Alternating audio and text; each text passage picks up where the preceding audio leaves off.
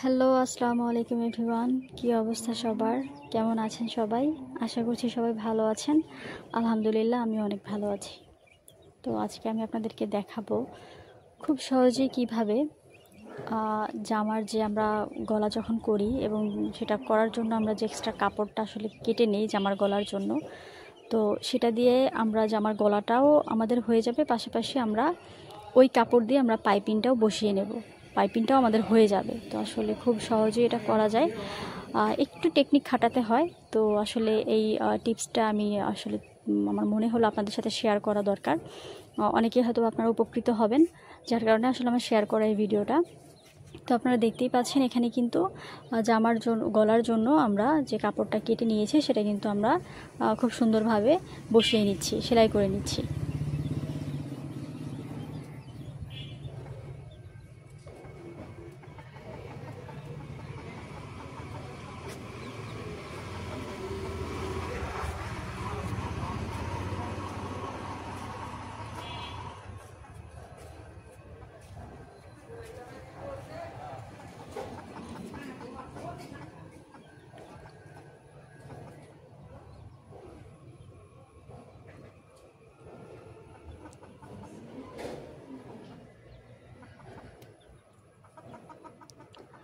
তো এই তো দেখতেই পাচ্ছেন আমাদের জামার যে গলাটা কাপড়টা আমরা কিন্তু সুন্দরভাবে সেলাই করে নিলাম, সুন্দর করে আমরা বসিয়ে নিয়েছি।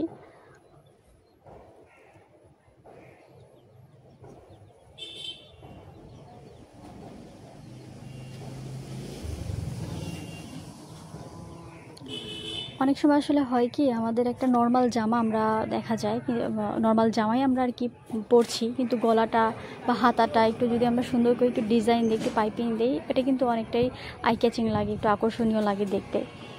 তো আপনারা চাইলে কিন্তু এটা একদম খুব সহজেই করা যায়, সেটা আমি দেখিয়ে দিচ্ছি ভিডিওতে, আপনারা দেখতেই পাচ্ছেন।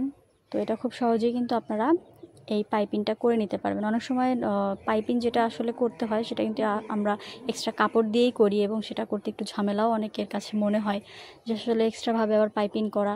তো আপনারা একই সাথে গলাটাও বসিয়ে নিতে পারেন, পাশাপাশি কিন্তু ওইটা দিয়েই একটু টেকনিক খাটালে আপনারা পাইপিংটাও কিন্তু আপনারা করে নিতে পারেন।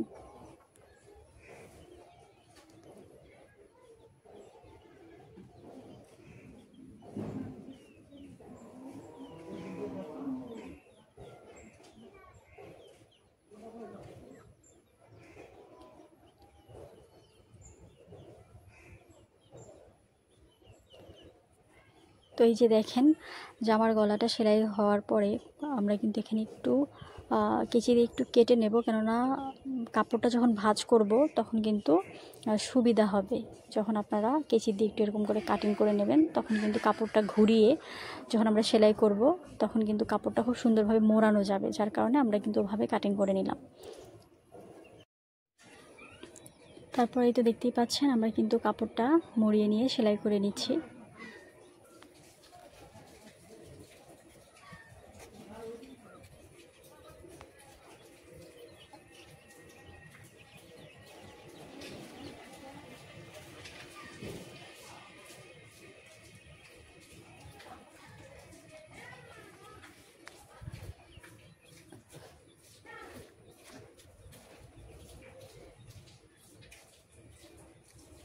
তারপরে এই যে দেখেন কি সুন্দরভাবে আমাদের পাইপিংটা সেলাই হয়ে গেল, গলাটাও সেলাই হলো, সাথে আমাদের পাইপিংটাও কিন্তু হয়ে গেল। তো আসলে যারা কোনো এক্সট্রা ঝামেলা ছাড়া গলায় পাইপিং করতে চান, তো তাদের উদ্দেশ্যে কিন্তু আমার আসলে ভিডিওটা শেয়ার করা। খুব সহজেই কিন্তু আপনারা এই টেকনিকটা অবলম্বন করলে গলার পাইপিং করে নিতে পারবেন।